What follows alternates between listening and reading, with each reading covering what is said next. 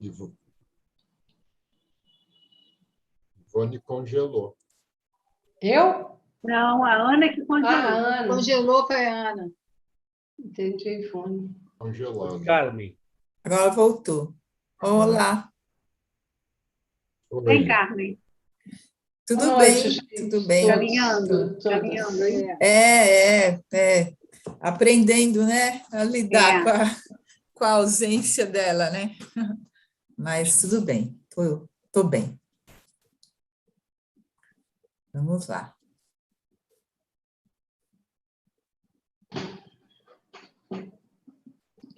Marco.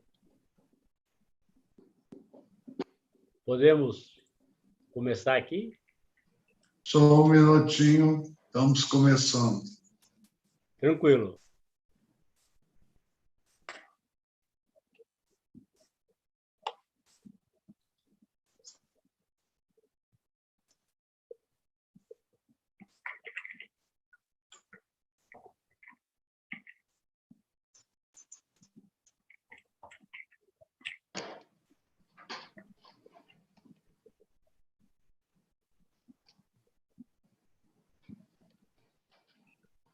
Ok, Bom, todos seus. caros amigos, vamos continuar o nosso bate-papo sobre a Lei de Proteção de Dados. Aqui eu ocupo o lugar de alguém que está batendo papo e, ao mesmo tempo, de expositor.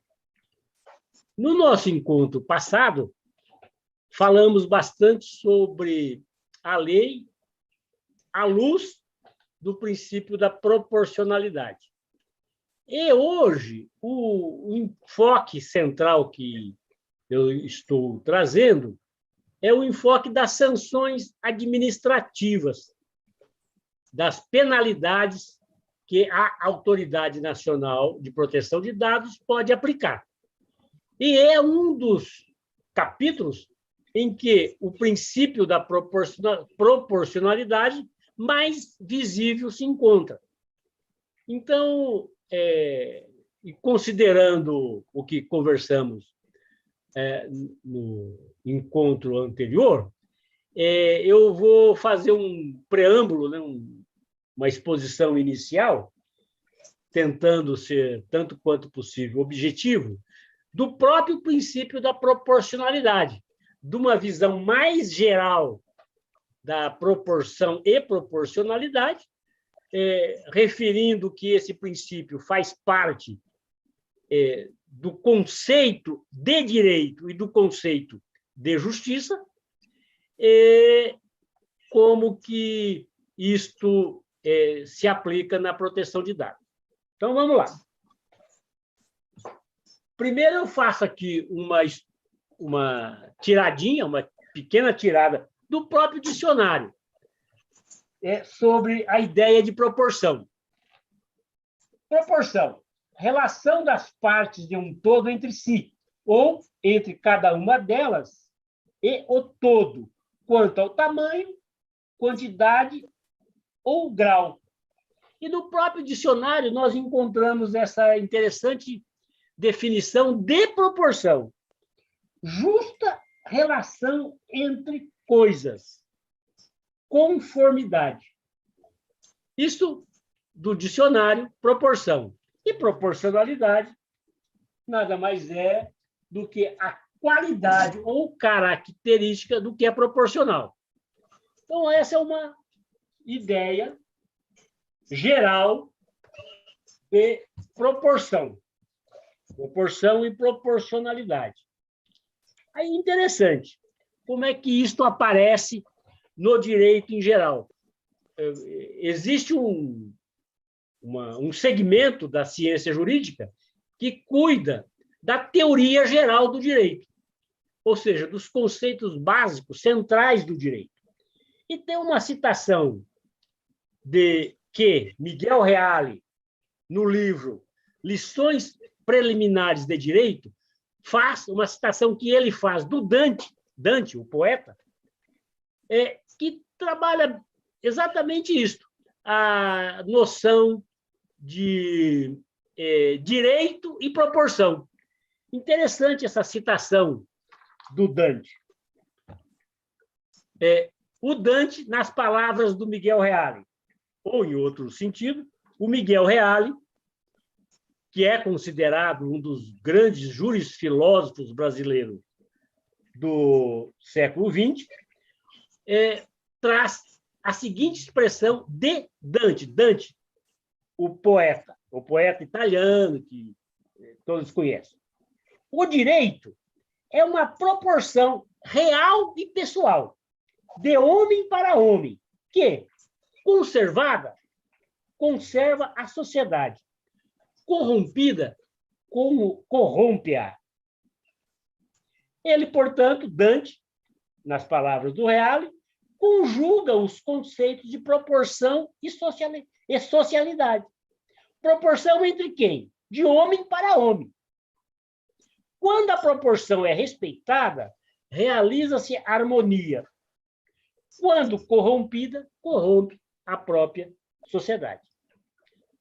Ainda de Reale, é interessante que ele, citando Aristóteles, o filósofo grego, observa que, ao tratar da justiça, o Aristóteles foi o primeiro, ou um dos primeiros, a perceber que no fenômeno jurídico está presente o elemento da proporcionalidade. Nesta mesma sequência, eu faço a citação aqui de outro jurista, também dos maiores juristas brasileiros do século XX, nada menos que Goffredo Telle Júnior. Aqui cabe um parênteses. O Goffredo, professor do Largo São Francisco, faculdade em que me formei, dentre tantas lembranças que nos traz a lembrança da famosa Carta aos Brasileiros, que foi lida num evento em agosto de 1977 e é considerado um dos eventos, um dos fatos históricos que acelerou a desagregação do regime militar de 64. Então, o Goffredo é um jurista que tem de todos, especialmente de quem se formou na São Francisco, mas de todos, um respeito especial. E o Goffredo, na obra Iniciação na Ciência do Direito, correlaciona justiça e proporcionalidade. Diz o Goffredo: quando digo eu quero justiça, que coisa estarei querendo? Estarei querendo que me seja dado ou feito algo que tenha valor igual ou proporcional ao valor do que dei, do que sofri, do que fiz ou do que sou. Eventualmente, estarei querendo que se faça algo de valor proporcional ao valor do que me foi arrebatado. Continua. A justiça, quando digo a justiça de minhas pretensões, essa proposição significa que aquilo que é objeto de minhas proporções tem valor igual ou proporcional ao valor do que dei, sofri, fiz ou sou. Outro exemplo, também de Goffredo. A justiça de uma indenização é o pagamento em dinheiro de importância, de valor, igual ou proporcional ao valor do dano causado, embora, evidentemente, o dano causado não seja coisa igual ao dinheiro da indenização. Então, pela citação desses dois grandes juristas, dois grandes filósofos, se percebe nitidamente que, na noção de direito e justiça, há o elemento, o princípio da proporcionalidade. E não poderia ser diferente. Veja só, partindo de uma noção mais geral de proporção e proporcionalidade, quando citei aqui os conceitos do dicionário, passando pela existência do princípio da proporcionalidade, os conceitos centrais de direito e de justiça, eu trago um outro jurista que acentua que é princípio fundamental para a proteção dos dados o princípio da proporcionalidade. Aqui eu falo de Danilo Dôneda, que elenca os princípios centrais da proteção de dados. Dentre esses princípios, há expressamente o princípio da proporcionalidade. Diz o jurista citado, Danilo Dôneda. Princípio da proporcionalidade. Princípio da proporcionalidade, pelo qual dados pessoais somente podem ser tratados se forem relevantes e pertinentes em relação à finalidade para a qual foram coletados, evitando sua utilização excessiva. Então, na proteção de dados, correlacionando o uso com a finalidade desse uso, aparece também na doutrina o princípio da proporcionalidade. Mas aqui o Dôneda está falando da proteção de dados em geral, que envolve a lei de proteção de dados, obviamente, e também outras leis, como, por exemplo, a lei do Marco Civil da Internet, que em algum momento futuro pode ser motivo de nossos diálogos aqui. Mas para particularizar um pouco mais, eu busquei dois outros juristas que falam expressamente da lei de proteção de dados e do princípio da proporcionalidade. Eu trago, então, aqui uma obra que, aliás, tem o nome Lei Geral de Proteção de Dados Pessoais. É uma obra que comenta artigo por artigo dessa lei, dos juristas Márcio Cotes e Ricardo Oliveira, que dizem... Interessante essa citação, porque ela nos remete diretamente ao assunto antes mencionado das sanções administrativas disciplinadas pela Lei de Proteção de Dados. Diz esses dois últimos juristas citados. Dessa forma, a autoridade nacional é a responsável pela aplicação das sanções administrativas.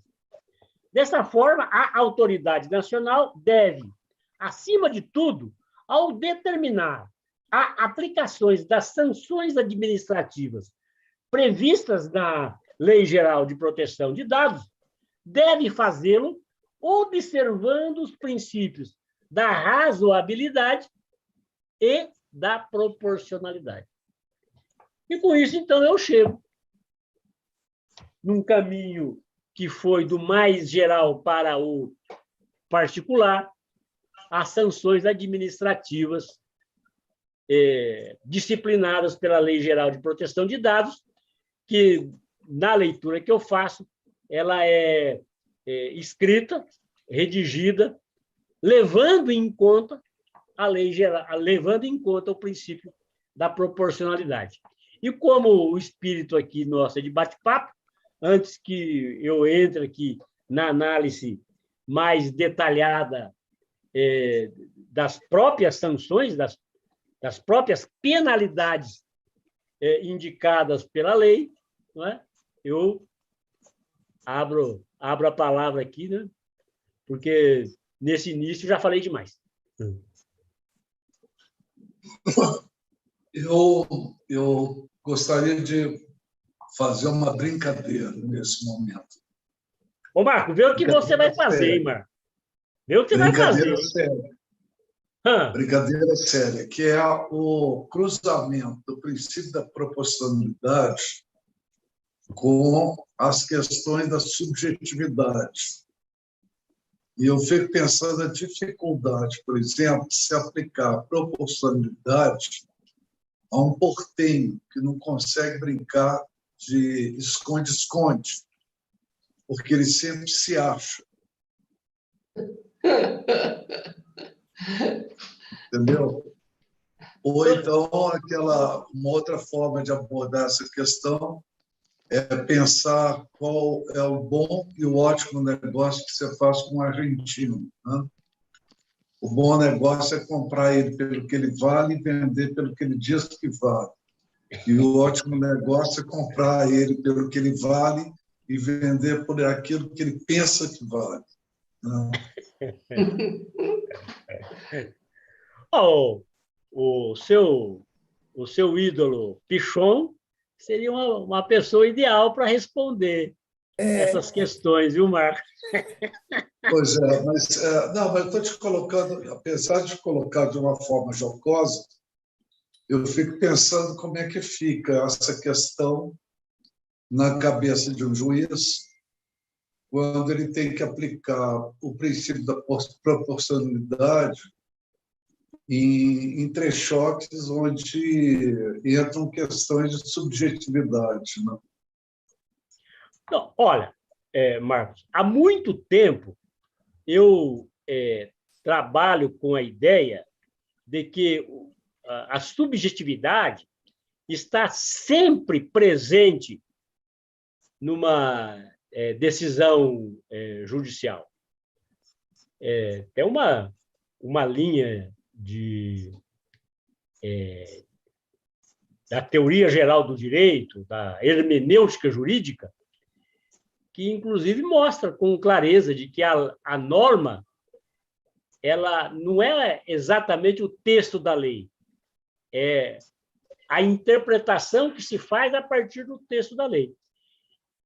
Na expressão interpretação já aparece claramente, pelo menos no meu modo de enxergar, o subjetivismo. Então, como profissional do direito, há muito tempo eu abandonei a ideia de que o juiz ou o poder judiciário como um todo estaria isento de subjetividade. A visão é muito diferente. Se pressupõe que haverá a subjetividade e se trabalha a partir daí, né? Buscando, enquanto advogado, influir na própria subjetividade do julgador, com técnicas, mecanismos de prova, retórica. A retórica é totalmente admitida no direito desde os tempos de Aristóteles.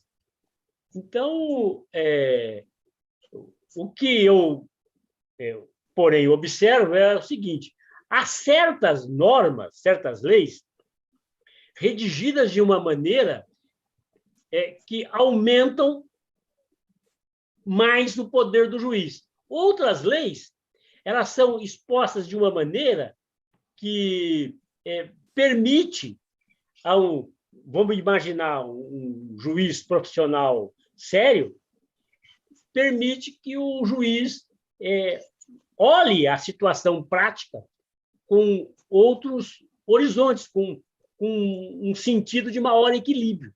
E o que eu acentuo, ao menos na minha leitura, toda leitura jurídica é suscetível de objeção, é que a Lei de Proteção de Dados ela tem inúmeros elementos que permitem, vai haver sempre a necessidade disso, uma predisposição subjetiva de que se aplique a lei com maior equilíbrio. Então, essa que é a ideia que eu desenvolvo. Ao mesmo tempo, não deixo nunca de observar que o conjunto legislativo brasileiro confere um poder imenso ao juiz. O juiz brasileiro é dotado de um poder enorme. E a Lei de Proteção de Dados confere também poder ao juiz. Eu não, em nenhum momento, eu retirei essa visão geral que eu tenho da Lei de Proteção de Dados. A Lei de Proteção de Dados confere um poder imenso ao juiz, fabuloso. Ao mesmo tempo, permite que ele, juiz, possa dentro do contexto humano, porque o direito é nada mais, nada menos do que um modo de convívio humano. É também uma das tantas expressões humanas. Ele não é fora da relação humana, ele é dentro da relação humana. Então, a lei ela tem atributos que permitem um equilíbrio, o que melhora o sentido civilizatório da lei nesse sentido que eu estou falando, sem nunca esquecer que, enquanto lei, produto humano, ela é, por natureza, falha, imperfeita, incompleta, né? E assim vai. Mas eu não retiro o subjetivismo do julgador. Pelo contrário, eu pressuponho, como profissional do direito, que existe esse subjetivismo.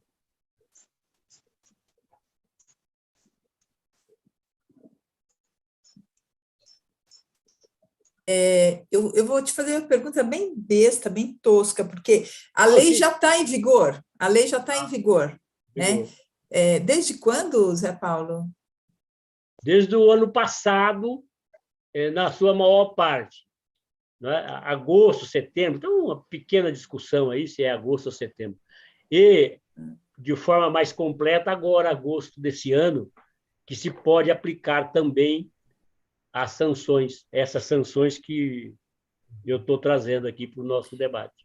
E as coisas que tem que regulamentar e tal, porque toda lei tem questões que precisam ser regulamentadas, enfim, de âmbito, sei lá, de jurisdição, essas coisas. No caso dessa lei, não, ela é uma lei federal e ela vale para tudo, assim, sem ter ela que... já ela em si, do jeito que ela existe, ela já é aplicável. Mas não se exime de regulamentações. Um dos órgãos que tem por função regulamentar a lei é a Autoridade Nacional de Proteção de Dados, que vai ser motivo de um dos nossos próximos passos aqui. Autoridade pessoa, você está dizendo? É uma pessoa que vai estar acima? Um órgão. É um órgão. Um órgão dentro da organização do Estado, é um órgão ligado à presidência.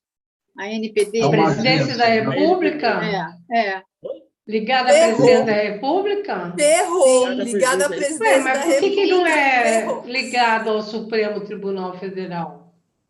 Não, porque que nem é um as órgão agências, administrativo, né? Não é órgão judicial. É um órgão do que Estado. Ela tem a mesma categoria das agências, né? É próximo. Ela não recebeu o mesmo perfil, mas é muito próximo. Mas como que atualmente o Supremo é que está cuidando das fake news, por exemplo? Isso é outra coisa? São distribuição de competências de poderes do Estado. O Supremo atua para julgar. Tá? Mas, então, quem provoca o Supremo vai ser essa agência? A agência, não, ela não tem legitimidade por si de provocar o Supremo, mas ela pode acionar outros órgãos que, por sua vez, teriam. Essa agência, ela tem um poder danado também. Dentro da esfera dela, ela pode aplicar toda essa sequência de sanções que nós iniciamos o papo hoje aqui. Ou não. Para comparar, eu prefiro comparar essa autoridade com o PROCON, que fica mais fácil de entender. O PROCON não aplica medidas destinadas à proteção do consumidor? Sim. Mas o PROCON é privado, né? Não está ligado à autoridade federal. É um órgão do Estado. O PROCON é um órgão do Estado? É um órgão do Estado. Tá. Administrativo do Estado. Tá. Administrativo. E essa organização é administrativa ou legislativa? É um órgão administrativo da organização administrativa e institucional do Estado. Talvez eu tenha perdido alguma coisa, mas quem que legisla? A legislação básica é essa lei de proteção de dados que deu o perfil geral da NPD. Quem legisla é sempre o legislativo. Oi? Estou dizendo que a pergunta de quem legisla sempre é o legislativo. Isso é. Então, essas leis foram propostas pelo Legislativo, pelo Poder Legislativo. O Legislativo que aprovou, o Congresso Nacional. Mas na a lei autoridade, a organização geral da... Não é o Legislativo. O que você falou, Marco? Eu não entendi. Que a autoridade de proteção dos dados, ela não legisla. Ela não legisla no sentido que legisla o Congresso Nacional, mas ela regulamenta a lei. Então, ela e quem aplica? E quem aplica é o Poder Judiciário. Ela própria. Ela tem poder de aplicar a lei dentro da circunferência dela. O que ela fizer fica sujeito ao Poder Judiciário, sim, mas na esfera de atuação dela, ela pode aplicar, que são, dentre outras coisas, essas penalidades que eu trouxe aqui para o nosso debate. Ela tem o dever de fiscalização, ela permite que o cidadão apresente reclamação. Então, indo aqui para o... Então, deixa eu perguntar mais uma coisa. Claro. Ainda dentro do guarda-chuva tosco, você acha que essa lei, ela, na verdade, ela acabou... as empresas, de maneira geral, vamos colocar mais as empresas, né? Que é a minha pergunta. As empresas estão sensibilizadas e já estão se preparando ou já estão mobilizadas para isso, de alguma forma, na sua visão mesmo, assim, de... Sim. Eu vou tomar por base a minha experiência profissional. Porque eu tenho clientes, associações sem fins lucrativos e empresas normais, empresas de finalidade lucrativa. As clientes com as quais eu tenho contato, todas estão sensibilizadas e querem se ajustar. Umas estão mais adiantadas, outras menos. Mas é importante lembrar que ela se aplica tanto para empresas, né, privadas, de fins lucrativos, como para associações, sindicatos, partidos políticos. Então, você sabe por quê? Hoje, eu fui entrar no meu Gmail, quem tem provedor Gmail deve estar também tendo essa questão. Veio lá um comunicado, né, que a partir do dia 9, eu vou ter que me logar com o celular do lado para fazer uma... Não é isso, Ida? Eu também Eu fiquei... Já apareceu no celular e apareceu também no e-mail do computador. Isso mesmo. E aí eu falei, caramba, eu vou ter que ficar com o celular do lado para poder logar, né? Será que isto é porque eles vão mandar uma senha para você cada vez? Exatamente. Cada vez. O meu filho, eu trabalho para ele na empresa dele, né? E eu que movimento a conta no Banco Inter. O Banco Inter, eu preciso estar com o celular do lado para eu logar. Porque eles mandam uma senha, tem um QR Code que eu tenho que pôr o celular perto para o computador entender e me abrir o acesso, e toda operação, toda operação vem um código no celular para eu logar, para eu poder concluir. E hoje veio a mesma coisa no Gmail. E será que é por causa dessa lei? que alguma coisa Talvez de... dê mais segurança mesmo. Para ter mais Então, segurança. Porque a lei não tem nada, acho que a lei não tem a ver. Eu pelo não, contrário. então, Bom, não Eles estão sei. querendo Garantir a também, lei. e eles estão querendo que você baixe o Google no computador, né? E tem uma coisa agora que você vai ter que colocar ele no computador, ele no... Porque antes não, você abre ele e ele aparece, né? Vai ser... Mas agora Não também pode mais usar no celular o Google? pode, mas ele está querendo que você baixe ele também no seu computador. Eu acredito que seja a espécie que eles chamam de token, para validar, é mais acho que segurança, para validar o acesso.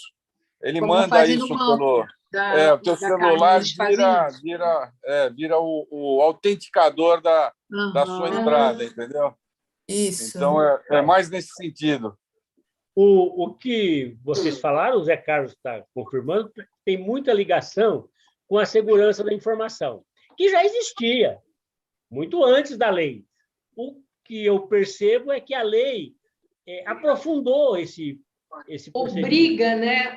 Obriga as redes a terem mais segurança, fornecerem, porque senão vão ser processados, né? Eles vão sofrer processos se eles tiverem... Podem ser acionados, Ivone, pela ANPD, pela Autoridade Nacional de Proteção de Dados. Mas E tem aí o poder sujeito, para por exemplo, o cidadão tem que acionar. Por exemplo, se invadirem meu celular, eu tenho que contratar um advogado para brigar por mim. Não, na situação individual, você pode reclamar diretamente a... É que nem o PROCON mesmo, como no PROCON. Por isso que eu tenho essa tendência de fazer um comparativo com o PROCON. É uma relação mais direta com o cliente. Agora, o que é interessante também da Autoridade Nacional é que ela pode agir, né, por si. Ela mesmo checando. Então, mas aí, provavelmente, quando a coisa for uma coisa maior, como é o caso das fake news, né? O exemplo mais próximo do que nós estamos falando de ação por iniciativa da ANPD, Autoridade Nacional de Proteção de Dados, são os vazamentos, né? Os vazamentos de dados colossais que a gente vê quase que toda semana. E aí... Hoje teve um hackeamento lá do iFood, né? Foi ontem. Eu não vi ainda a notícia, mas muitas empresas grandes, conhecidas, foram atacadas. Né? Foram atacadas. Mas aí, então, a busca é pelo hacker? Tem mais um, parceiro? Claro. A ANPD ela pode tomar várias iniciativas, inclusive, claro, conjugadamente com os outros órgãos da Polícia Federal. Um marginal, na vida real, por exemplo, é a polícia tentando achar o cara. No mundo virtual vai ser uma das parecido. iniciativas, mas não é a única. Ela, por exemplo, digamos, teve um vazamento de dados de uma grande empresa. Então, ela também atua para que se minimizem os danos. Claro, e aí a iniciativa junto com outros órgãos do Estado, como a Polícia Federal, na busca dos autores do delito. Mas não é só nesse sentido, tem um sentido da tentativa de reduzir os danos existentes. Provavelmente vai ter um sentido de repressão também, em breve. Não, pela Pensando no mundo... Ela tem também, ela tem um caráter educativo, ela é múltipla. Ela tem um caráter fiscalizatório, educativo, repressivo, conciliatório. Zé, eu acho que até vocês podem usar até o termo. Ela é uma espécie de certificadora, né? Ela é como administrativamente, ela foi aprovada no Congresso, mas de certa forma ela que é o órgão não digo máximo, mas é o órgão técnico que até ajuda a interpretar a lei, né? Sim. E certifica, tira as dúvidas. É quase que, aí vai até um termo, um cartório, né? Ele dá fé que aquilo está sendo aplicado de forma correta ou não, né? Dá assim, eu vejo um caráter certificador, né? Então, não assim, de fiscalizar, de interpretar, sim, mas como se pudesse emitir uma espécie de selo de qualidade, até agora não. Não, então eu imaginava que... Não, mas ela, no futuro, poderá até ter essa qualificação, mas não é do espírito dela. Porque não é tão fácil quanto parece. O espírito dela é nesse sentido. Eu até entendo o que você está falando, eu não falo certificadora do ponto de vista dela vender isso como fosse uma consultoria, mas eu falo mais do tipo de um órgão que até do ponto de vista, acho que até de suporte a certificar as decisões que são tomadas em relação às normas, né? Ela interpreta, né? O que é próximo do que você está falando, eu vou dar um exemplo. Uma empresa sofre um problema de vazamento de dados. Uma das coisas que essa empresa tem que fazer é comunicar a NPD. Olha, é o seguinte, eu tive um incidente de informação aqui, né? Faz parte da regra, inclusive, né? Oi? Faz parte da lei, né? Ele é obrigado a comunicar, né? Então, eu tive esse incidente aqui, não é? Mas eu já tomei as seguintes providências, e elenca, faz um relatório de todas as providências que tomou. E a NPD pode entender, está correto, tudo que você está certo. Teve um incidente, mas você foi prevenida. E isso é considerado no momento em que, ainda que tenha informação, é preciso aplicar uma pena na empresa. Só que esta postura é considerada. Na leitura que eu faço, é uma forma de aplicação do princípio da proporcionalidade. Uma dosagem. Aí ela não vai ser tão penalizada, né? Isso. Ela não será tão penalizada porque ela já tomou medidas e, proporcionalmente, ela não terá uma pena tão grave. Forte, né? A pena Vamos acompanhar o iFood. Vamos acompanhar o que vai acontecer com o iFood. Oi? Vamos acompanhar o que vai acontecer com o iFood. Que teve os dados todos vazados dos clientes. Com qual? Porque eu acho que para a própria empresa não interessa o vazamento de dados, ela vai ser punida ainda porque foram vazados dados. Alguém fez esse serviço, né? Alguém contrário é que agiu. Mas como ela estava garantindo os dados dela? Quem estava tomando conta? O controlador, o operador? A segurança que ela oferecia. Foi, né? Isso. Você disponibilizou para ela. Foi para ela que você disponibilizou. Entendi. Tá. E nesse caso que a Márcia falou, que vocês estão falando, Zé Paulo, quer dizer, por exemplo, a minha filha consome muito iFood, né? É um exemplo, hein? Apenas para entender a lógica. Ela, nesse vazamento, os consumidores do iFood poderiam reclamar, tipo assim, olha, meus dados, não sei onde está agora, eu quero saber. Pode reclamar, inclusive, por iniciativa própria, deixo bem claro isso, diretamente na NPD, no juizado de pequenas causas. Então, mas mesmo sem saber, por exemplo, o consumidor não sabe se aquele dado foi realmente utilizado ou não. Ele só sabe que nem está sendo noticiado. Houve um hackeamento de informação na plataforma lá, e os consumidores, como a minha filha, que eu lembrei, que ela consome bastante, aí podem reclamar, independente de saber se os dados foram usados, não foram. Então, aí, simples vazamento, né? Uma medida prévia de solicitação de informação a respeito do vazamento e do uso indevido dos seus dados. A lei permite isso também.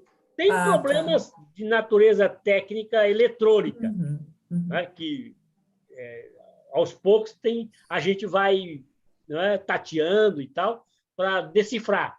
Mas Tá.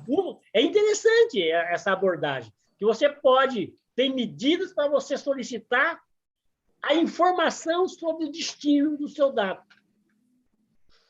Inclusive, nesse caso, né, Zé, ele seria informado, caso ele fizesse uma requisição, ela deveria informar que o dado dele foi exposto por uma falha aí de hacker. Era obrigação dela informar a exposição, né? Exatamente. Pode pedir primeiro. Mas ela negou isso já, né? Oi? A iFood negou isso, que tenha sido vazado dados Isso eu vi numa notícia. Eu não sei, eu estou falando. Foi um funcionário. Eu não tive acesso a essa notícia ainda. Mas acho que aí esse exemplo é típico que o Zé estava comentando tem todas as regras que, se uma empresa é atacada, ela tem por obrigação informar o que ocorreu, e às vezes ela não tem nem certeza do que foi exposto, mas ela tem que comunicar, tem todo o regramento dela fazer a comunicação em tempo hábil e atender possíveis solicitações de clientes que escutaram a notícia, pode ser até fake news, pode ser... Ele tem obrigação de dar retorno. E o retorno pode ser simplesmente dizer, olha, não, fique tranquilo que nós não tivemos nenhum problema. Mas ela vai responder se ela estiver mentindo, né? Aí a sanção vai ser pior ainda, né? Exatamente. Perfeito, é esse raciocínio mesmo. E aí... Mas eu queria voltar lá para a proporcionalidade da lei, Zé Paulo. Quando o Marco falou da questão da subjetividade, eu entendi que não era a subjetividade de quem julga, mas se na lei você pode contemplar a subjetividade no sentido de que, por exemplo, um dano pode fazer mal a mim e fazer menos mal a uma outra pessoa, entendeu? Como que essa proporcionalidade se aplica para a questão subjetiva, né? No linguajar jurídico, é a análise das circunstâncias do caso concreto. Entendi. Como que... Até aproveito aqui, eu não estava presente no debate do Marco sobre ética, mas o vídeo dele eu já assisti pelo menos 2 vezes. E o Marcos gosta de citar uma expressão do filósofo, o Gasset, né, o Marco, de que eu sou eu mais as minhas circunstâncias. Então, as circunstâncias do caso concreto, elas são indicadas na visão jurídica para que sejam analisadas. Vamos imaginar um juiz dotado de seriedade, nós não podemos esquecer que há uma quantidade muito grande de juízes sérios, ele vai analisar as circunstâncias. As circunstâncias são analisadas.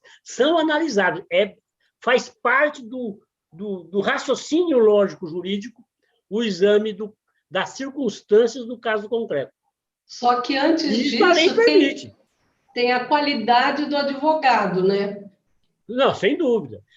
Cabe ao advogado, na visão que eu desenvolvo, cabe ao advogado apresentar ao juiz os dados, as informações, os documentos, os argumentos que propiciam uma melhor análise pelo juiz que favoreça o seu cliente. E no caso de ser diretamente com a agência, o cliente vai, apresenta o problema e a agência interpreta. Mas essa interpretação. A pessoa pode, faz parte do sistema, a pessoa pode apresentar diretamente a sua reclamação. Tá? E aí também, ao apresentar, deve prestar as informações que aquela pessoa julgar importantes para o exame de quem for lá verificar o seu caso. Mas, voltando ao que acho que a Ana falou, a lei ela é construída de uma maneira que permite esse exame da situação prática, da situação concreta. Eu acho que até a subjetividade ela fica mais clara quando você fala em danos morais, né? Quando você tem perdas materiais, fica fácil de você dimensionar. Ele fez uma fraude lá, abriu conta. O problema realmente é conseguir dar o tamanho da perda ou do dano quando você fala em dano moral, né? Não, sem causou... dúvida, porque como é que você vai aquilatar algo que por si é imaterial? O judiciário construiu alguns critérios, alguns parâmetros para o dano moral, mas é sempre dotado de um alto grau de subjetividade, não há dúvida.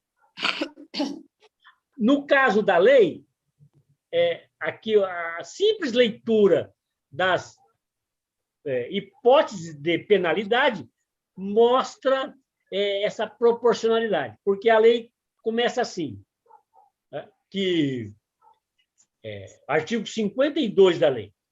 Os agentes de tratamento de dados, em razão das infrações cometidas às normas previstas nessa lei, ficam sujeitos às seguintes sanções administrativas aplicáveis pela autoridade nacional. E começa exatamente com uma advertência, com indicação de prazo para a adotação de medidas corretivas. Então, porque eu estava pensando assim, quando você pensa no PROCON, que não é virtual, ele é por estado, né? Então, você imagina um órgão federal para lidar com todo o país. Eu tenho a impressão que uma hora isso vai ser fatiado também. Eu também acho. Porque senão vai ficar uma coisa impossível de você ter acesso. Impossível de ser operacionalizada.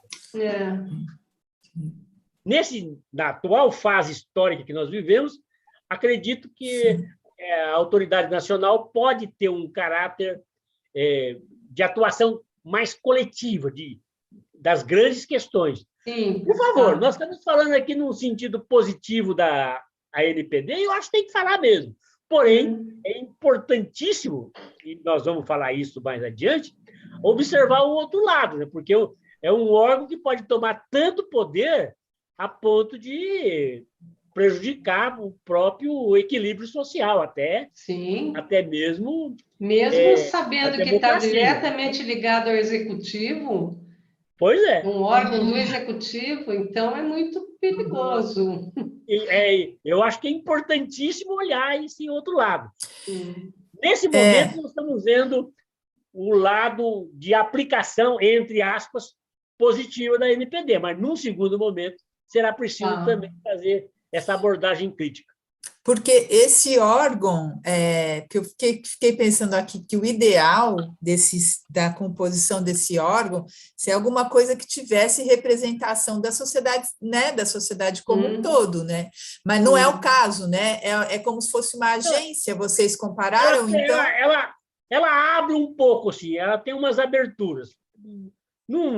Quando a gente for falar mais especificamente da NPD, eu vou trazer um pouco mais da composição. Mas ela tem alguma abertura, ela tem. Só que não tem saída, ela é vinculada à presidência. E é pequeno para o problema. É pequena para o problema. Se perguntarem para mim, qual que é a maior crítica que você faz à lei? Eu digo, é vincular a NPD. Eu também acho, tem que ser uma coisa autônoma, tem que ser um organismo autônomo. Quem que inventou isso, composto Paulo? Mas isso já vem, ela veio lá de 2017, né? Era do Quem Temer, que decidiu isso, essa ligação? Na época do Temer. Não, foi o Congresso, né? O Congresso que faz a legislação. Foi antes da coisa ruim. Outro dia eu estava pensando sobre uma possibilidade que acho que nos anos futuros não é impossível de acontecer.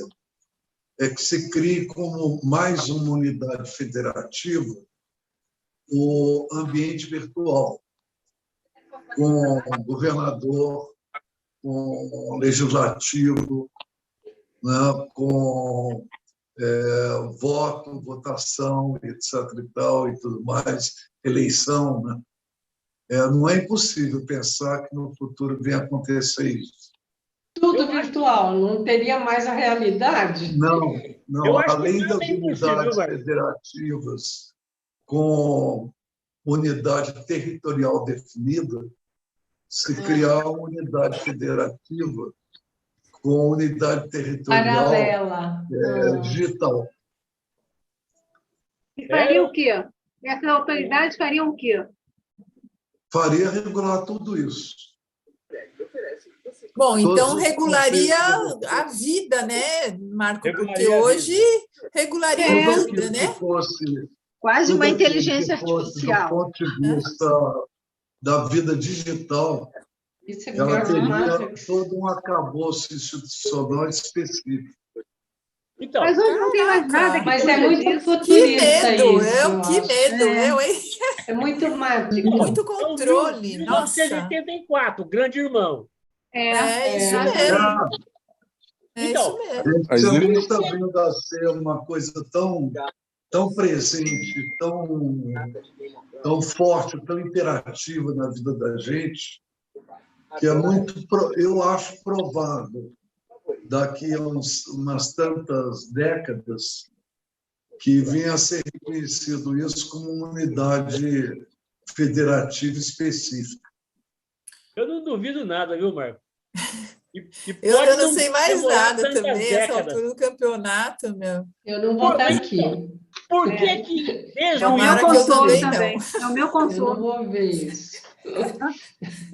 Que isso, Porque nossa, eu dá sempre- medo mesmo. É. Já pensou mas é ligado a um brincadeira. governo fascista ainda? Estamos ferrados, Pois é. meu. Estamos ferrados. Só podia ser no governo Aí é, Temer. que aí é o podia ser. caos, né? Pois Não, mas é, o governo independente, Temer. sei lá, se passa Agora esse, vem um Temer. outro, não sei o quê, mas aí um É. governo autoritário, fascista, ligado a um órgão desse de controle, é um caos, né?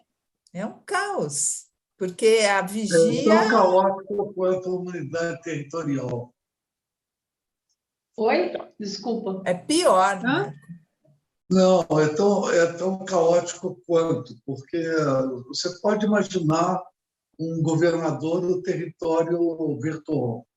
Você pode imaginar uma Assembleia Legislativa do território virtual. Você pode imaginar um Tribunal do Trabalho do ambiente virtual.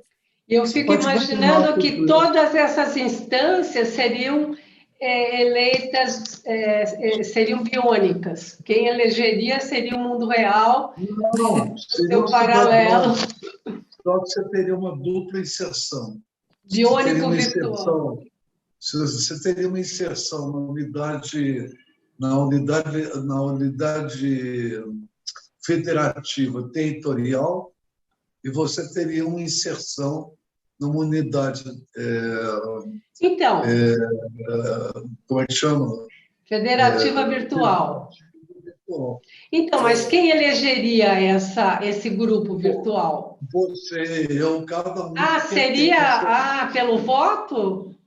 Pelo voto, Seria toda eleger estrutura- dois governadores. Uma estrutura igualzinha à estrutura territorial real para a estrutura territorial virtual. Mas o uma virtual... uma sobrepõe a outra. Não é separado. Não, e Não é eu acho- separado, não. Eu acho acho que complicado Não vamos porque... viajar nessa, não, senão Porque eu- não são, é o nós vamos dobro. criar Mas O trânsito de informação, de dados, quer dizer, aumenta muito o controle Isso não é separado. você não consegue, né? Assim, sei lá, a câmera, o que você fala, o celular, o que você usa de computador, a tecnologia permite que esse trânsito seja feito de uma forma que você não tem o mínimo controle do que está sendo Não, e ainda armazenado lá. acrescentando que nem mas acho que todo a mundo tem função- acesso, né? Isso mesmo. Então. Teria que todo mundo ter acesso a isso, né? Mas, você tocou num Não ponto teria um importante mundo aí. marginal virtual muito punk. Já seria- tem iniciativas no mundo, eu não tenho absoluta certeza, mas acho que a Eslovênia ela tem uma estrutura, países de menor porte já estão tomando providências para você ter todo o controle digital. Isso que nós estamos acabando de falar agora da lei, é para regrar o trânsito de dados e informações. E acho que o que ele estava comentando era a tendência é a gente tirar proveito da tecnologia e a gente poder ter, quando você vai tirar, a criança nasce, ela já tem um registro digital, tornar tudo digital, mas com a lei que nós estamos tendo agora, que já é implantada aí na Europa, acho que há mais de 10 anos, a ideia é você regrar isso tudo, né? E principalmente o fator privacidade, para você ter um mínimo de segurança, porque um dos exemplos que você tem um ganho enorme, quando você estava falando em votação, quando você tem isso tudo no digital, que a pessoa tem uma identificação própria, isso que nós estamos comentando aqui, que eu não tenho dúvida que a pessoa que está dando seu voto lá do outro lado, ela mesma, a partir do momento que você tem isso todo controlado, você vai poder fazer uma enquete virtual para decidir rumos de leis, de um monte de coisa, em meia hora.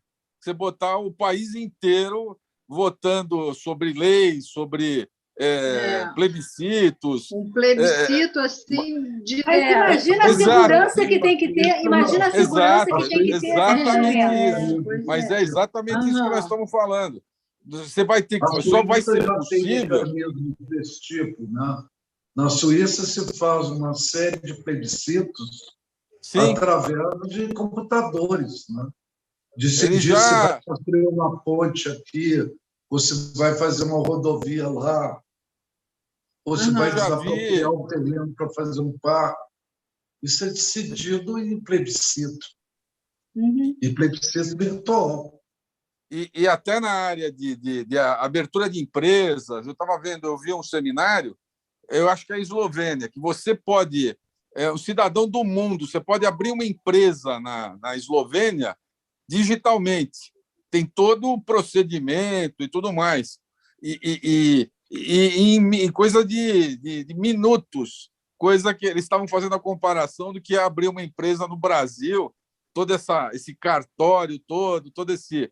E com isso, você tirando proveito da tecnologia, você pode ter um monte de fatores, os órgãos que fazem verificação, estou chutando aqui, sanitária, de segurança. Você tem tudo isso feito de forma quase que virtual. Imagina o desemprego, hein? Imagina o desemprego. Exatamente. Vai migrar muita coisa. Outra, concordo, Márcia. Eu acho que isso é uma loucura. É um outro paradigma. A gente está falando mas não se espantem, viu? Não está tão longe. Não está tão longe. Não, eu concordo, mas eu concordo, mas é um mundo de pesadelo, porque o que você vai... Como que as pessoas... como é que as pessoas... E essa coisa, não sei, Zé Carlos está falando de migrar emprego, isso era uma conversa fiada do início do neoliberalismo, né? Não, os empregos vão migrar, né? Não migra. O emprego não migra. Vai aumentar a fila do osso. Aumenta a pobreza, aumenta a miséria, porque as pessoas não têm como. Eu não acredito quem mais vai ter essa infraestrutura diretamente toda? Ligada à educação, né? Qual é a disponibilidade que você dá para a pessoa poder tratar essas mudanças, né? Ter capacidade de se adequar. Países como o nosso, né? Não tem. A tecnologia... Vai ter que ter outra coisa. Gente, vocês esquecem que a gente pode pedir a redução de jornada.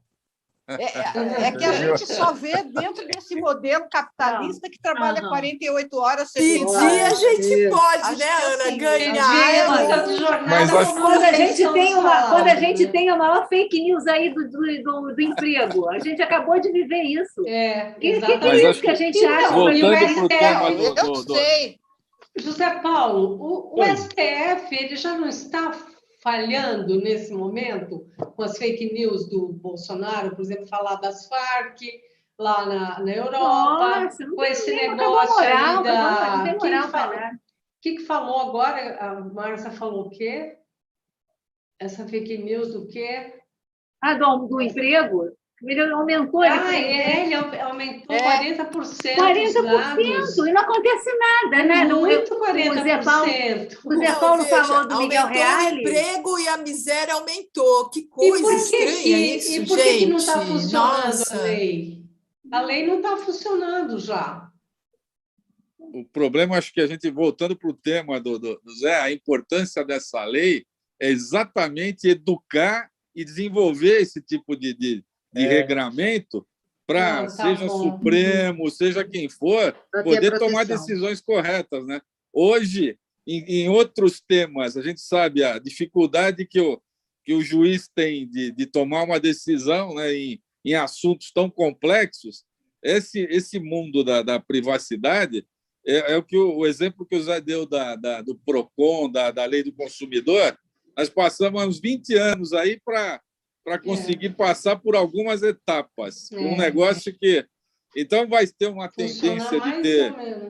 Então, a complexidade disso vai definir os rumos de um monte de coisa, né? Embora o PROCON seja muito mais objetivo. Embora o objeto de atuação do PROCON seja muito mais objetivo do que mais o objeto... concreto. Muito mais concreto. Essa não. Não tem dúvida. Uma outra coisa. Eu ia até fazer essa pergunta, né? Quer dizer, se os juízes eles teriam capacidade hoje em dia de conhecimento para, vindo lá um processo, sei lá o quê, tomar uma decisão, porque ele precisaria. Você acha que eles tomam, né? Quem pagar mais leva, que é aquela história, né? Que acontece muito na justiça, que a gente sabe, né? Que acontece. A questão da proporcionalidade, né? Que não se concretiza. A proporcionalidade do dinheiro, né? Olha, atenção, nós estamos nos nossos 20 minutos finais, tá? Só para... Eu acho que a gente até já subverteu, já falou. A gente falou tanto. Voamos aqui. O José Paulo, né? Não, é porque esse assunto é muito ficção científica ainda para a gente. Eu fico imaginando o mundo de marginalizados, né, que vão existir, e aquelas deep web, sabe? Aquelas redes subterrâneas, aquelas coisas bem pior que o Matrix. Porque isso vai desenvolver também. Quem ficar na margem vai acabar desenvolvendo a sua tecnologia pirata, né? Hoje eu atendi uma família onde o patriarca tem 80 anos. E nas brigas entre eles, o patriarca vira e mexe, exerce um poder chantageador, dizendo para os outros que, primeiro, ele não é letrado, e, segundo, que ele não sabe usar um computador. E, com isso, ele se exime das responsabilidades dele de colocar limites na família. Você deu um exemplo perfeito, né? É bem isso. Isso ainda é possível agora. Ignorância é fácil de... Vai chegar uma hora que esse argumento não vai existir mais. Não vai, exatamente. Exatamente. Não, e outra, eu acho que hoje, aí vocês que são da lei que me corrijam, mas hoje a pessoa não pode alegar desconhecimento da lei, né? A lei não admite isso, né? O cara comete um crime e ele fala: não, eu não sabia que isso não podia. Não existe, né? Até porque nesse início ele então tem um é igual papel esse paciente do Marco. Fala: eu não sei. Meu, problema seu. A família tem que, né, botar lá ele enquadrar o cara, né, meu? Você se vira. Você até essa dosagem. Olha, mas mais ou menos o que a gente está fazendo aqui de comparação é com pessoas que não tiveram a oportunidade de, não é? É completamente diferente. É diferente. Eu entendi isso que o Marco falou como provocação. Vai me proibir de falar nesse grupo, eu acho que o Marco falou uma provocação. Porque é uma outra coisa. Mas é papel da sociedade dar condições, porque se não for dada, ele vai virar um indigente, né? Ele vai virar um completo... Não adianta fechar os olhos, porque ele vai se fechar, né? Esse mundo vai... E aí é o que a gente está passando já hoje com a situação de quem tem acesso e que não tem. Com a tecnologia, com essa velocidade, isso vai ficar muito mais acentuado. Né? E se não prover isso para todos, você vai torná-los uns indigentes. Né? Vai ser pessoas que não... Aí sim não vai ter acesso a nada. Porque a tecnologia vai deixar isso tão afastado, né, tanto daquele dos mais velhos, que dá para alegar isso, eu não tenho tempo, eu não tenho condições, não quero gastar tempo entendendo isso, mas pior ainda é a nova geração, né? E se não tiver acesso, vai ser pior ainda. Né? Vocês lembram do auxílio emergencial? Todos time Nova York. No auxílio emergencial, as pessoas tinham que se virar para poder... O ano foi encontrada depois... E o que quer dizer isso? Eu não entendi. Isso aí, e aí? Não, então, na verdade, muitas Tem alguém com fone ligado aí de televisão. Participaram das buscas pela... Ih, não estou...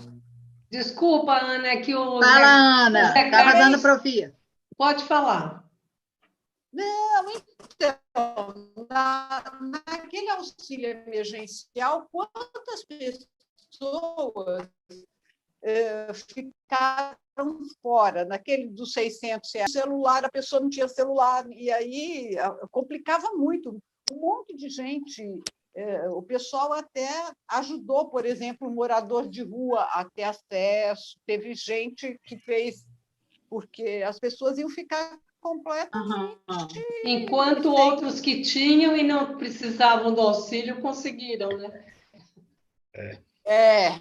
E pior ainda, os que nem certidão de nascimento tinha, né? Pois também, porque não tinham acesso tecnológico. É desesperador. Eu acho isso desesperador. Eu acho que é por Também isso acho, que tem Márcia, desesperador. Vai fazer sim? É por isso que, terrível. Por exemplo, o Bolsonaro, os fascistas, eles querem que morra muita gente, porque vai dar muito trabalho, a população está aumentando, não vai ter para todo mundo, entendeu? Eles querem que morra, que os velhinhos aposentados morram logo. Os pobres, né? Os pobres. Só fique o suficiente para ser escravo, porque não tem mais aquele... morre, vai embora. Um horror, um mundo terrível. A classe média vai ser escravizada pela... de reserva, né? Vamos fazer uma rodada, cada um, para dar um feedback para o Zé Paulo do que é que ficou como aquisição e como problema.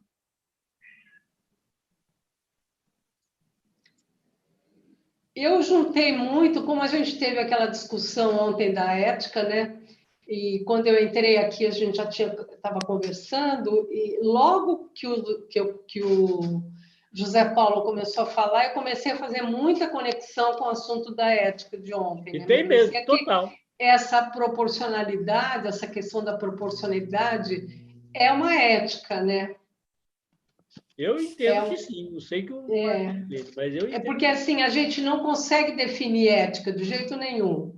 Você fica discutindo ética e definir, ninguém define, né? É um processo, é uma coisa que está viva. E então, para mim, ficou isso. Eu juntei muita reunião de ontem com essa questão da proporcionalidade do direito. De ontem, não, de anteontem. De anteontem, desculpa, de segunda-feira. Ontem foi o Dia dos Mortos. Para mim foi isso, essa a ligação que eu fiz maior. Eu queria falar que a gente ainda tem muitas dúvidas, né, da situação da ANDP, né? Porque o José Paulo ainda vai falar sobre ela mas a gente já começa a fazer vários questionamentos da idoneidade dela. Como ela vai ser eticamente, até agora ela tá razoável, eticamente como ela vai funcionar, né? E como a ética está difícil aqui para a gente, né, chegar a uma conclusão, então e principalmente estando ligada ao presidente da República, que no momento não inspira nenhuma confiança, né? Ao contrário. Então, a gente ainda tem bastante que conversar. Sem dúvida. Eu vou nessa daí. Ai, desculpa, Ailda, você vai falar mais alguma coisa? Acabei. Eu vou nessa dela também, porque assim eu li os livros do Aldous Huxley, Admirável Mundo Novo, e li o 1984 quando eu era jovem. E foram livros que me assustaram muito, muito mesmo. Eu fiquei extremamente impactada com esses livros, e vendo isso chegar, eu vou me assombrando cada vez mais, né? Então, essa coisa da autoridade nacional, alguém falou aqui, acho que foi o José Carlos que falou, eu não sei quem falou aí do grande irmão, é uma coisa que para mim é muito palpável, é um grande irmão. É um grande irmão mesmo, é isso, né? Então, assim, dá medo, qualquer que seja o tal do grande irmão. Lógico que num governo fascista pode ser a LTD, pode ser o Facebook, pode ser o Google, pode ser... Exatamente, qualquer um desses eu fico gelada. A empresa da esquina. Então, eu sou mais daquele tipo de gostar de relacionamentos humanos, a máquina controlando, para mim, é um horror. Deixa eu só pegar um gancho disso que você está falando, Carmen, que o Wagner Moura, vocês viram o Wagner Moura? Eu vi. Uma parte. Foi muito interessante, porque ele disse que ele não participa de nenhuma rede social, nem no WhatsApp. Adorei. Achei que eu não era tão normal assim. Nada, ele está fora. Temos eu ainda não sou assim por força das circunstâncias. Mas minha vontade aos poucos eu caminhando para isso, viu? Também tenho vontade. Roda na rede social uma piadinha em tom jocoso, a menina conversando com as amigas, que ela apresentar um namorado e ela está apavorada. Eu vi, ele não demais. Não tem nada, informação.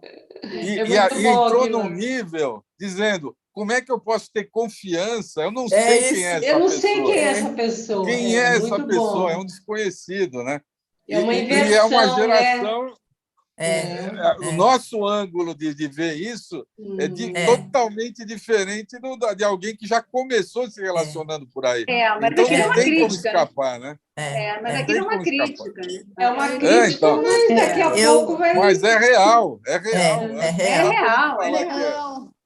Para os jovens... Eu não acredito.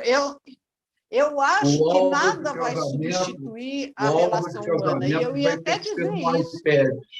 Vai ter que passar as fotos assim. Não, tem uma outra dessa que circulou. Né? Tem uma outra que circulou do tipo dessa daí, que Zé Carlos falou, que vocês já devem ter visto. Na verdade, não circulou, é um episódio do Porta dos Fundos, que tem um casal de namorados, um na frente do outro, e o cara está lendo um livro, ele é super suspeito. Eu vi isso ontem. Nossa, para mim é muito real isso, sabe? Eu acho muito real.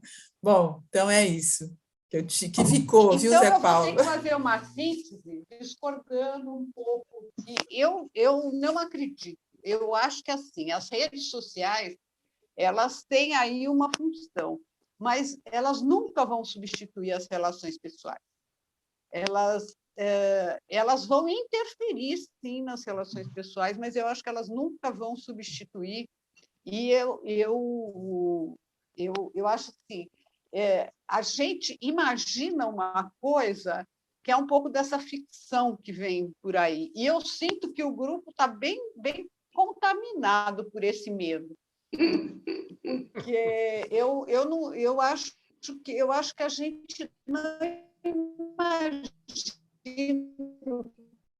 que está dando para ouvir, não. Humano a possibilidade de Ana, congelou, Ana. Vai ter sempre alguém fazendo arte. Então, gente... Não, está dando para ouvir você falar. Ouvir, fala. Se você tirar a câmera, você parou, vai ter Tira a sempre câmera gente que a- fazendo então, arte. Vai Tira ter gente isso. sempre fazendo arte. Vai ter gente fazendo arte, vai ter gente criando. E eu acho que isso não vai ter. Essa máquina ela não vai substituir, ela não vai se apropriar do homem. Eu não acredito. Embora eu sei a importância da ideologia, de coisas todas, mas eu acho que eu tenho uma visão um pouco contrária à de vocês aí. Eu tenho uma coisa mais assim, eu creio muito na criatividade mesmo, na possibilidade de criação de coisas diferentes. E acho que a própria tecnologia propicia isso. Vamos lá, quem é que não falou ainda? Bom, eu, em relação, acho que até a própria a LGPD, para mim é muito claro. Eu falei, essa lei agora, ela foi, inclusive, saiu aqui depois de muita pressão até internacional. Isso já há mais de 10 anos que já tá rodando na Europa, e aqui foi um parto para sair aqui no Brasil. E não tem jeito. Acho que agora, inicialmente, vai ser um processo muito mais educativo, e até essa proporcionalidade que o Zé está comentando tende a levar em consideração que está todo mundo aprendendo, né? E aí as punições e tudo mais, acho que qualquer juiz vai levar em conta muito disso, né? Principalmente quando você fala em empresas de menor porte, em situações. Já as grandes empresas estão correndo atrás porque sabem que vão ser cobradas, né? Isso que você comentou aí da possibilidade do iFood ter um vazamento, ela provavelmente vai ser, se for confirmado, vai ser bem penalizada, né? Mas acho que é um processo de aprendizado. E não tem como escapar do ponto de vista. Essa discussão que a gente teve hoje chama muita atenção que isso tem que ser cada vez mais aprimorado para que essas relações aí que a gente vê como futurista possam ter algum que eu acho que vai acontecer de um jeito ou de outro, principalmente pegando o exemplo de uma geração que já nasce com isso, né? E esse relacionamento, a gente já vê dificuldades das pessoas lidarem tete a tete, né? Pessoalmente, eu vivi no mundo corporativo, que você já vê dificuldade de liderança. A pessoa fica usando relatórios, análise de desempenho para decidir coisas que antes você decidia de forma pessoal, né?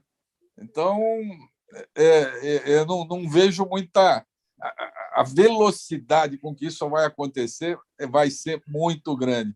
Quando a gente fala do Alvin Toffler, era um gênio, né, de conseguir prever coisas que estão acontecendo hoje. Agora, daqui a 5 anos, nós não temos a mínima ideia do que nós vamos ter, principalmente levando em conta que a gente vai ter tecnologias aí de internet, o 5G aí que está para entrar. O metaverso do Facebook. Exatamente. Então, é um mundo monstruoso, realmente dá medo, mas medo no sentido que a gente tem que atacar. Tem que enfrentar, né? Tem que se adaptar rapidamente. Eu não falei, eu acho que até aproveito que vocês já falaram, acho que é isso mesmo, como síntese já foi tudo dito. Eu só completaria que, na realidade, o que a gente fica é espantado, não sei se é com medo, mas é o espanto de ver o fosso que existe entre aqueles que vão ser, que vai ser possível que prossigam, entre os que já estão fadados a não pertencerem. Quase garantido isso. Eu acho que não é o medo, mas quando a Ana fala que o grupo está com medo, pelo menos eu acho que, na minha parte, eu percebo que é um espanto de ver a que ponto nós chegamos. Né? A que ponto... Olha, e aí eu junto até... Está faltando falar o Oswaldo e o Milton. Mas não acabei não, Marcos, só um instantinho, só estou encerrando. Que eu acho que é uma questão mesmo desse fosso enorme que existe entre aqueles que vão ter possibilidade e os que não vão ter. Então, é mais do que medo, eu acho que é realmente uma desesperança nesse sentido. Sim, então vou dar minha opinião, tá? Na prática, eu concordo com o que a Ana disse, tá? Haverá evoluções, mas as evoluções não vão ser tão assim desesperadoras como vocês estão imaginando, tá? Porque tudo é novo mesmo e vai passar pela arte, assim como a vida, desde da existência dos primeiros homens, né, humanos, na verdade. É, o que veio primeiro foi a arte. É, então, nós necessitamos de reinventar tudo, só que não sem a precariedade da primeira invenção. Nós vamos ter recursos assim muito grande para poder reinventar. Tá? Então, passa pela arte, sim, como sendo a primeira área do conhecimento que existe para que a gente possa encontrar novas formas de viver, tá? E aí eu tenho assim quase que convicção de que a gente estará assim, mesmo as pessoas que são hoje, digamos assim, não vou dizer que todo mundo, mas assim que haverão as pessoas raivosas e tal, né? Elas vão, mas vai existir muito menos. As pessoas vão conseguir viver em uma harmonia melhor, bem melhor do que nós estamos vivendo hoje, né? Por um único motivo. Todo mundo está se dando conta de que se a gente abusar muito da natureza, ela acelera o término dela, tá? Então, acho que vai ser por aí. O meio ambiente vai dar digamos, as regras do jogo aí. Seria isso. Eu, olha, comecei a acompanhar a exposição do Zé Paulo a partir do princípio de proporcionalidade, né? E quando ele coloca esse princípio associado à justiça, eu comecei a pensar algumas questões, mas quando eu me dei conta, a conversa já tinha se deslocado da questão dos dados e já estava indo aí mais por todo esse mundo virtual, né? E quando entrou essa discussão aí que vocês estão colocando desse mundo virtual, eu inevitavelmente pensei, eu já coloquei aqui a minha tese de que a gente está numa sociedade em transição, né? É um momento de experimentação que nós estamos passando e que para essa sociedade do futuro, quem vai estar lá, provavelmente, vai ser aqueles que passaram pelo processo de seleção natural. Então, foi as discussões que vocês tiveram, só estava reforçando tudo isso. Agora, aí, para encerrar, quer dizer, quando trouxeram até o Marco Aurélio trouxe um país virtual, né? Um país paralelo, que funcionaria no mundo virtual, e tudo seria as eleições, plebiscitos. Eu falei, me passou na cabeça, bom, nesse mundo eu vou reivindicar voto impresso.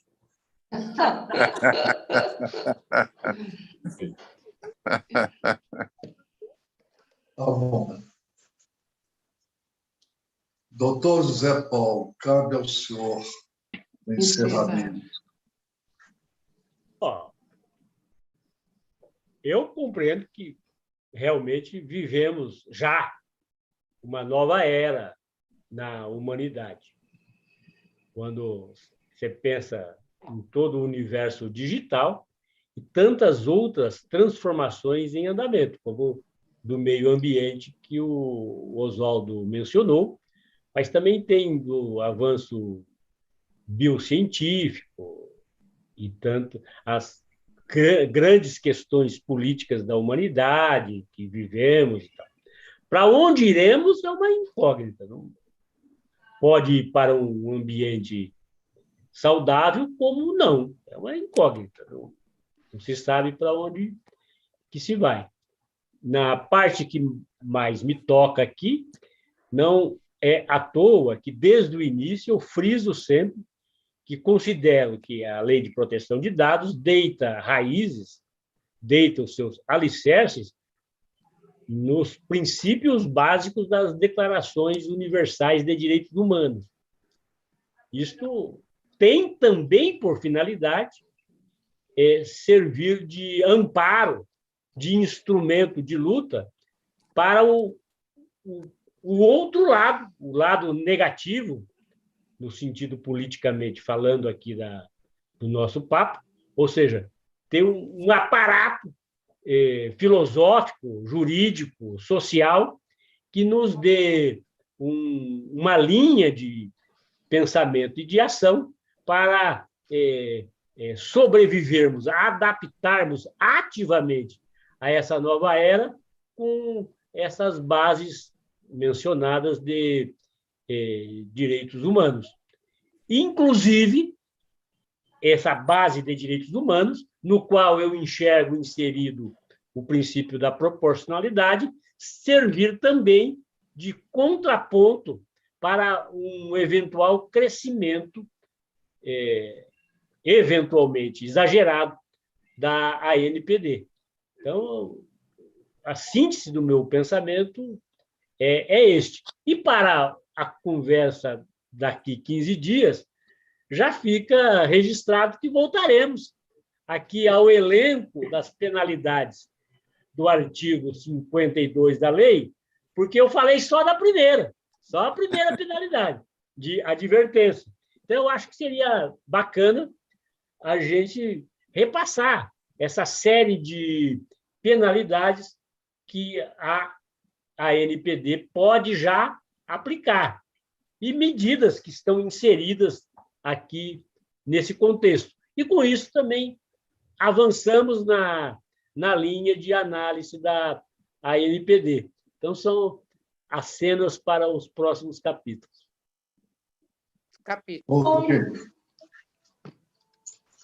Muito obrigada, José Paulo. Valeu, Ivone. Boa noite. Obrigada. Obrigada. Mário, todos vocês. Beijos. Tchau, beijo a todos e Obrigada. todas. Tchau, boa noite. Tchau, boa noite.